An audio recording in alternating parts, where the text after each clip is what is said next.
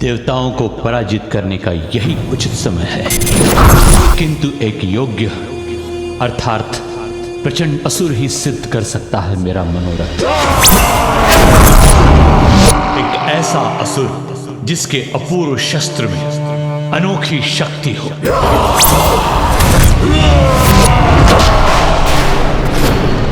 अंधकासुर, अंधकासुर, अंधकासुर।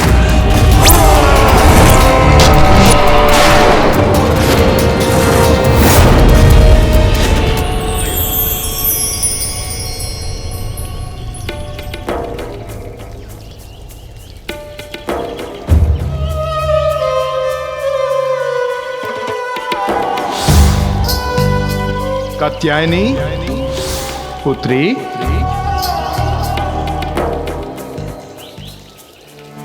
मैं कैलाश तो लौटकर नहीं जा सकती, किंतु मेरे पिता के निवास पर तो मेरा पूरा अधिकार है। रुक जाइए।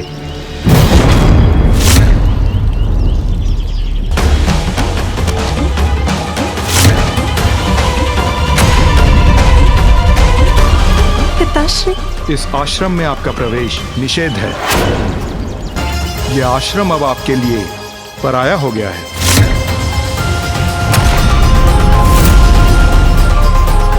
पराया हो गया? कैसे? मेरी भक्ति के फलस्वरूप और संसार के कल्याण हेतु आपने मेरी पुत्री के रूप में जन्म लिया, परंतु वास्तविकता में आप तो महादेव की अर्धांगिनी ही है ना, इसलिए आपकी वास्तविक शोभा महादेव के साथ ही है। कौन पिता अपनी पुत्री को अपनी दृष्टि से दूर करना चाहेगा, परंतु दुर्भाग्यवश पुत्री पराया धन होती है, इसलिए आपका कैलाश जाना ही उचित है। पुत्री और धन, इन दो सुंदर शब्दों में आपने पराया जोड़कर इन्हें अर्थहीन कर दिया पिताश्री, और मुझे अपने से विलग कर दिया। एक स्त्री अपने और अपने परिवार के लिए मान अपमान सब भूलकर सब कुछ सह सकती है, किंतु अपने स्वामी की उपेक्षा नहीं, क्योंकि मैं कहीं और नहीं जा सकती।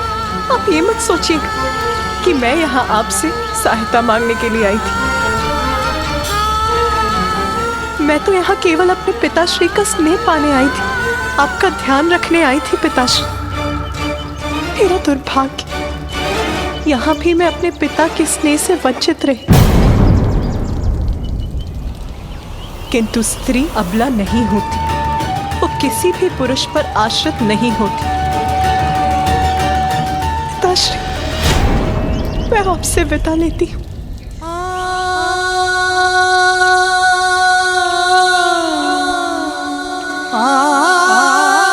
रुक जाओ पुत्री।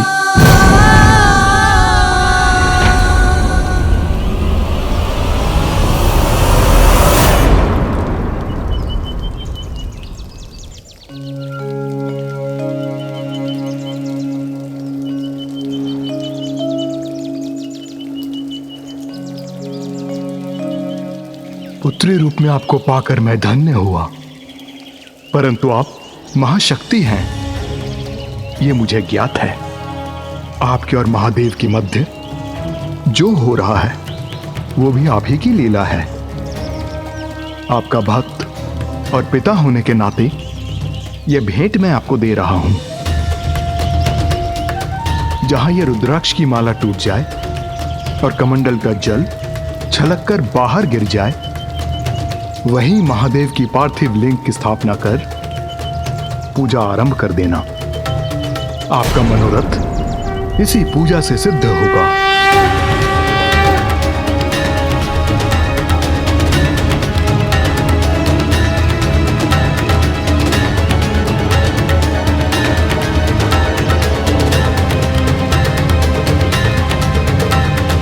एक पुत्री के रूप में आपने मुझे अत्यंत ही सुखद पल दिए हैं, परंतु एक सुख से मुझे वंचित कर दिया। बस आपका कन्यादान नहीं कर सका।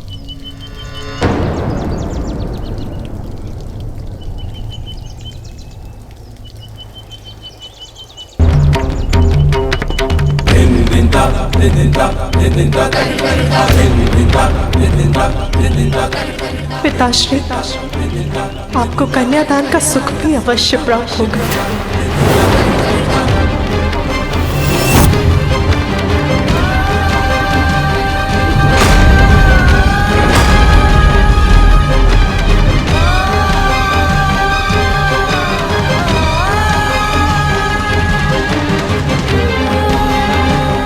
क्षमा करना पुत्री,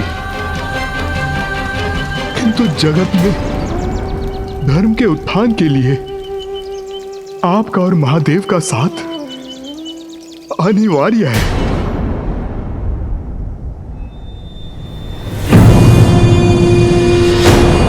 ये तो विशाल का एक कूप है मेरे समक्ष। अंधकासुर यहां है।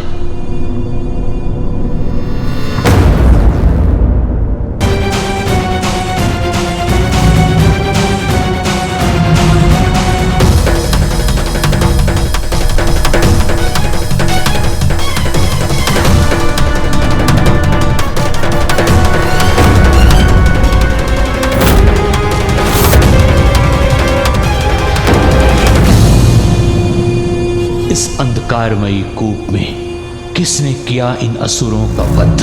कौन है वहां? अंधकासुर ही तो नहीं? ये तो अंधकासुर ही है, किंतु इस कूप कारागार में क्यों है ये? और यदि उसके साथ बंदी सभी असुर मृत हैं, तो वो जीवित कैसे हैं? मुझे अपनी अंतर्दृष्टि से ज्ञात करना होगा यहां हुआ क्या है।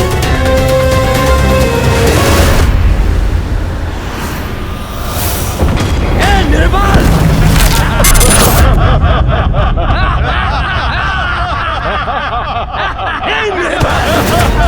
तुम हिरण्याक्ष के पुत्र हो ना? हिरण्याक्ष की मृत्यु के पश्चात तुम्हें इस कारागार में नष्ट होने के लिए छोड़ दिया गया था ना? क्यों? इसलिए कि तुम्हारे नेत्रों पर वास्ते बंधा है। जिसके नेत्र ही बंधे हो वो कुछ नहीं कर सकता। मारो इसे। ये असहाय असुर है, किसी कार्य के नहीं हो तुम। अरे असहाय असुर, यहाँ तुम कैसे सुरक्षित रहोगे? यहाँ पर जो सबसे शक्तिशाली है वही बच पाता है।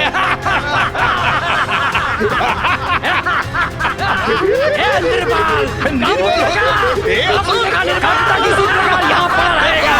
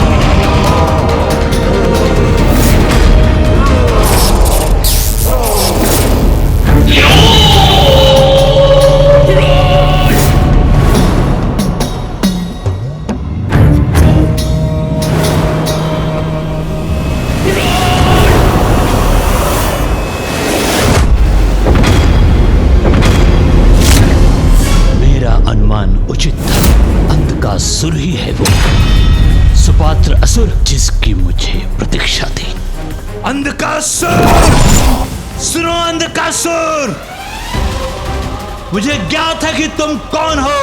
तुम एक महाशक्तिशाली असुर हो जिसका स्थान इस कूप में नहीं हो सकता। अब समय आ गया है अंधकासुर, तुम्हें बाहर आकर समस्त संसार को अपनी वास्तविक शक्ति का परिचय देने का। किंतु मैं ऐसा क्यों करूं? शक्ति, प्रसिद्धि, स्वर्ग और देवताओं पर विजय प्राप्त करने के लिए चुनाव तुम्हें करना है अंधकासुर। ब्रह्मांड पर राज करना चाहते हो या इसी कारागार के एकांत में मृत्यु प्राप्त करना चाहते हो? तो तुम हो कौन जो मैं तुम्हारी बात मानूं? मैं असुर गुरु शुक्राचार्य हूं, तुम्हारा भी गुरु। मैं तुम्हें सर्वशक्तिमान असुर बना सकता हूं। तुम्हारी सहायता से समस्त असुरों का पुनरुत्थान कर सकता हूं। कपटी देवताओं का विनाश कर उन्हें दंडित कर सकता हूं मैं।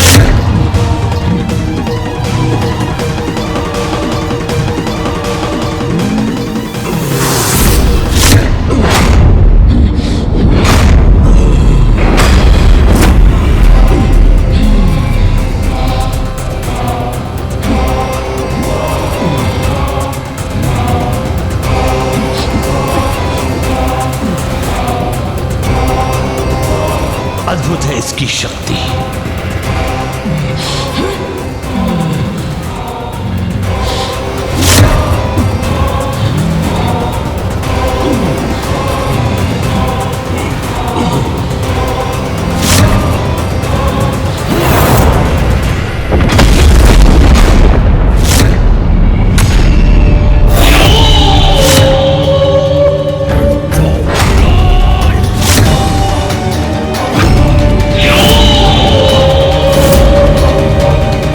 कुछ भी असंभव नहीं इसके लिए।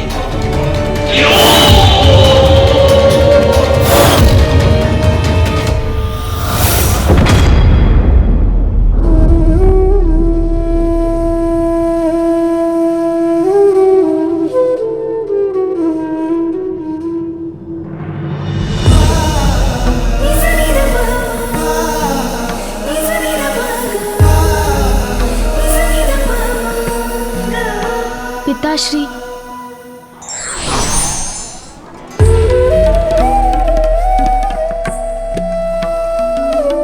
पिताश्री, पिताश्री तो कुछ सुन ही नहीं रहे। माँ के चले जाने से बहुत दुखी है पिताश्री। पिताश्री तो ध्यान में लीन हो गए, किंतु मैं माँ के बिना क्या करूं? मुझे कितना भी कष्ट हो, किंतु मेरी अपार शक्ति का भान है मुझे। अंधक का अंधकार बना सकता है सबको अपना बंधक। शक्तिशाली असुरों को मृत्यु के मुख में धकेला है मैंने, किंतु अब मेरे समान शक्तिशाली व्यक्ति पर प्रयोग करूंगा अपना बल। अर्थात देवता।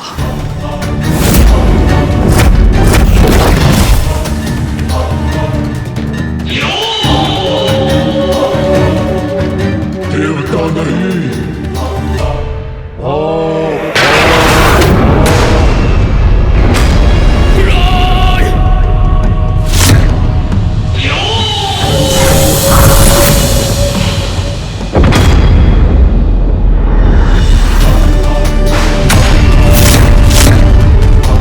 ये क्या कर रहे हो तुम? मत करो ऐसा।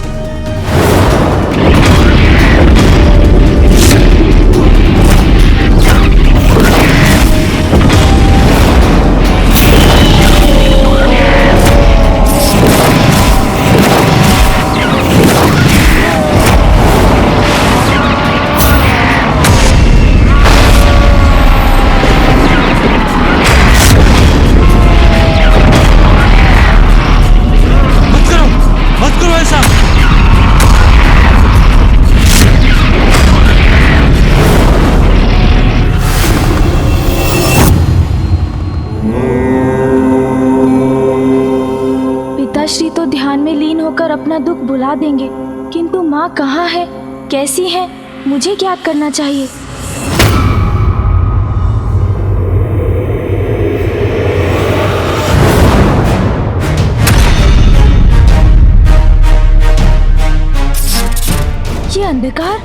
ऐसा भयंकर अंधकार तो मैंने तब भी देखा था जब मैं परशुराम जी के साथ गोलोक गया था। अवश्य ये अंधकार असुरों के जागृत होने की पूर्व सूचना है। मुझे शीघ्र माता पिता को एक साथ लाना होगा, तभी अच्छाई की बुराई पर विजय सुनिश्चित हो सकेगी। माँ,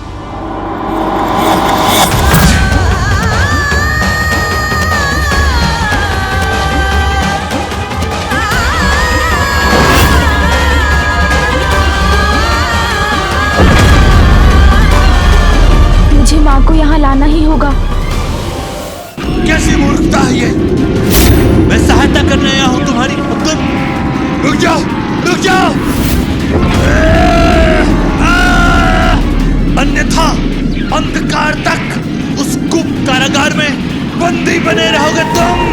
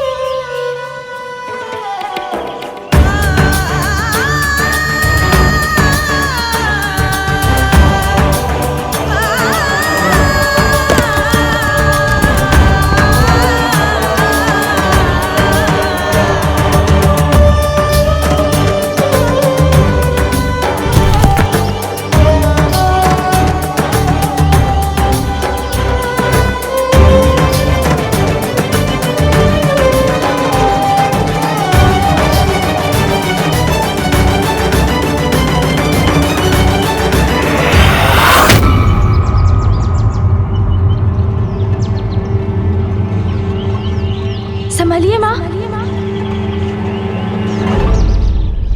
जय गणेश जय गणेश जय गणेश देवा, जय गणेश जय गणेश। मुझे माँ को पिताश्री के पास लेकर जाना ही होगा, तभी उस संकट को टाला जा सकता है।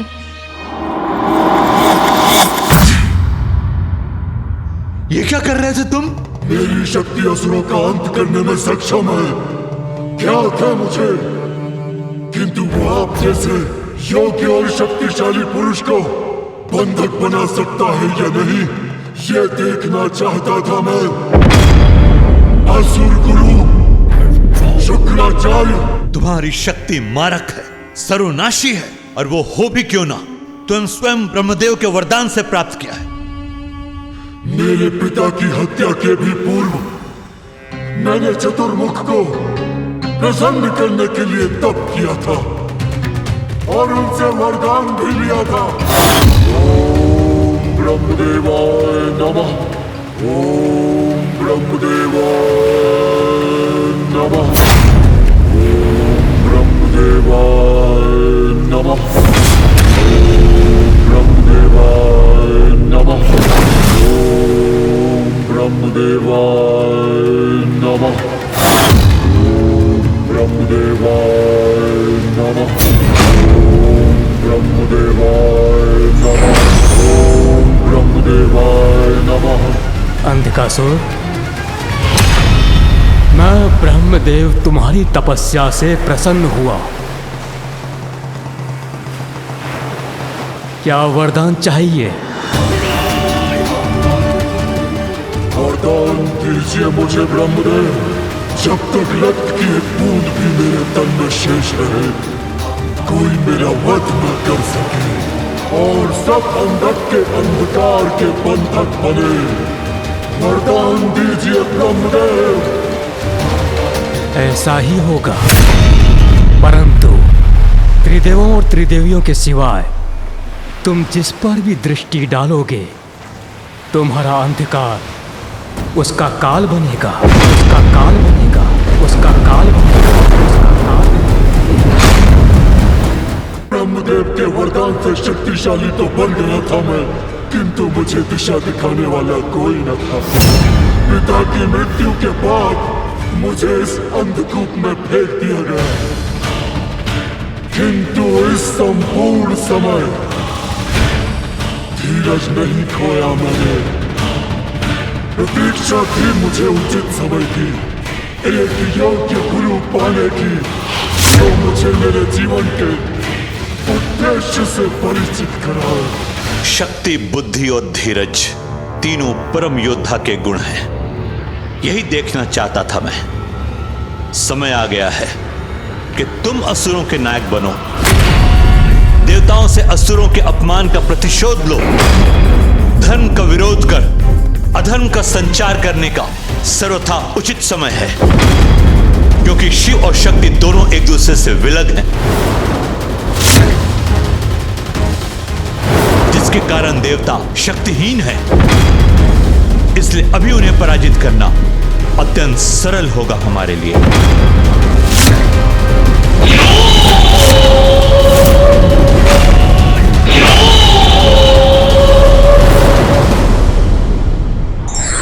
अवसर का लाभ लेना कायरता है, इससे हमें कुछ भी प्राप्त नहीं होता।